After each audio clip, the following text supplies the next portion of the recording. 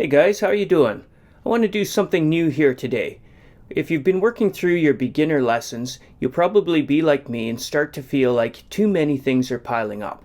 As you're trying to work on everything that you've learned, you're trying to remember the string names, you're trying to remember all the notes on the strings, practice that, practice your right hand technique, figure out your chords, start to link them together, think about the primary chords, read your notes, read through how Leonard, work on scales, etc.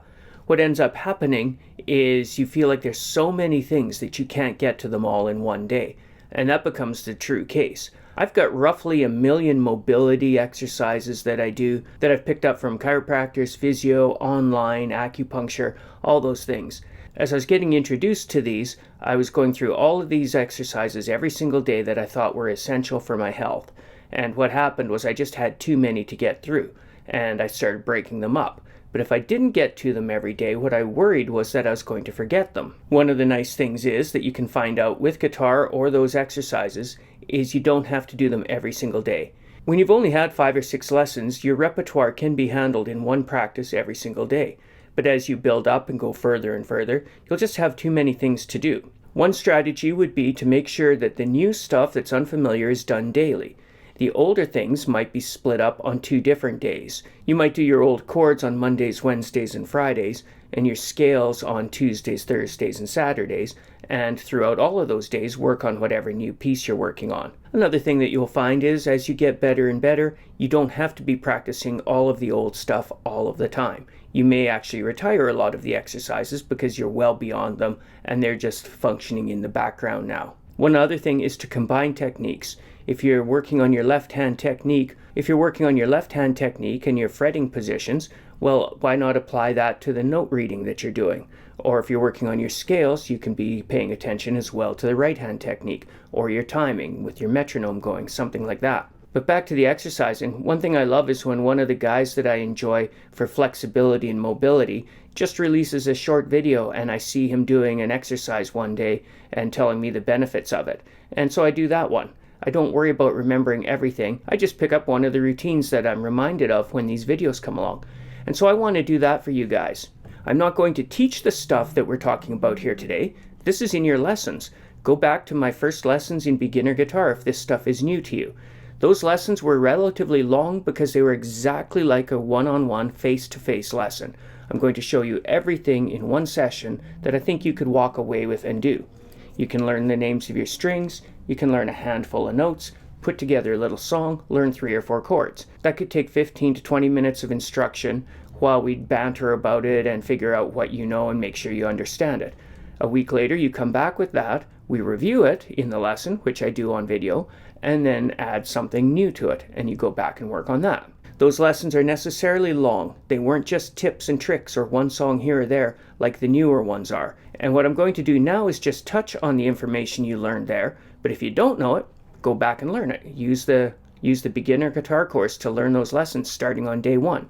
Once you're several weeks in, you would have learned everything I'm going to run through today. This is just a reminder for you. Although I'm talking a lot here with this preamble to get you started, what I want to do here is just present you with a little routine that you can do on one particular day to apply some of the things you've learned. This would be perhaps in your first month of guitar.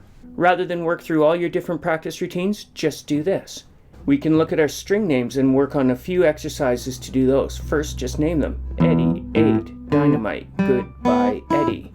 E, A, D, G, B, E. Maybe you can do them backwards. E, B, G, D, A, E. If you're trying to memorize them, go a few strings out and back. E, A, D, A, E, A, D, A, E, A, D, G, D, G, D, G, D, A, D, G, B, G, B, G, D, G, B, E, B, E, B, G, B, G, D, G, B, G, etc. Work them out so you can practice those in any way possible. Recognize that we're playing the alphabet, A, B, C, D, E, F, G. We can go to our A string and play A, B, C. I'm not teaching it again. You've got lessons that teach you this. Review that string. A, B, C, A, B, C, B, A, B, C, A, B, C, B, A. Work on your finger and get up to your frets. A, B, C, B.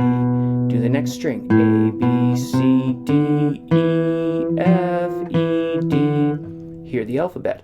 A, B, C, D, E, F, G on the next string, and A, one octave. A, B, C, D, E, F, G, A, and back.